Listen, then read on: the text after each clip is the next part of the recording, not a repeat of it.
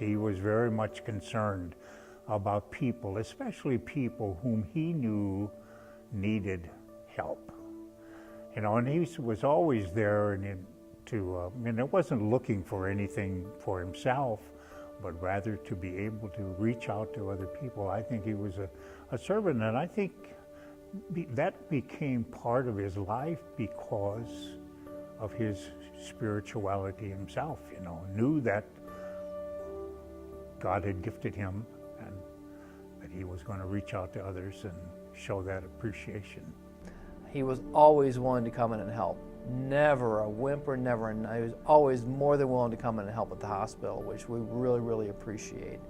He had a great sense of humor, a great sense of humanity. He really was a human being. He was in it for the patient. You could just tell. Definitely in it for the patient, not for his own gain at all.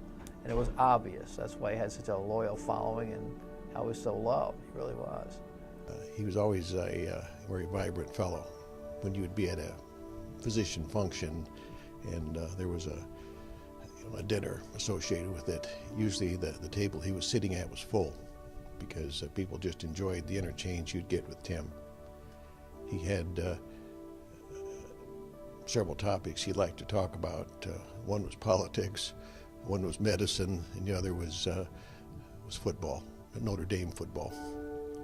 You know, Tim had a kind of a quiet charity about him, that he did things that certainly were known to him and God. But he had a good heart, a very generous heart. But it was a generosity that you would never suspect. And I'm sure Terry knew of some of the generosity that Tim had. But it was much of it was done very quietly, one-to-one, and very sincerely. I think he came to town in like '87, and I knew him right away. Initially he was with Dr. Bedell, but then he started his own practice, and he was always very good to the residents. You know, he was a good teacher, and he enjoyed having them. And when he actually was finished with the rotation with them, he always gave them a book, so they would have a reference. Very nice man, and very happy to teach. He loved to do a lecture. He just totally enjoyed it. He had a good time. You could tell he was having a good time.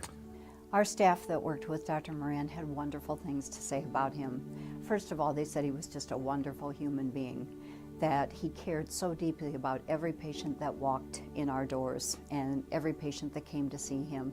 It didn't matter how busy he was that day, no matter how tired he had been from taking call the night before. Every person was special and got special care from him. The other thing that they said was he let them into his life, and he talked about his family and how much he loved his children. And they said the smile that came on his face when he talked about his grandchildren was just amazing, and how important his family was to him, and it was the most important thing to him along with his faith.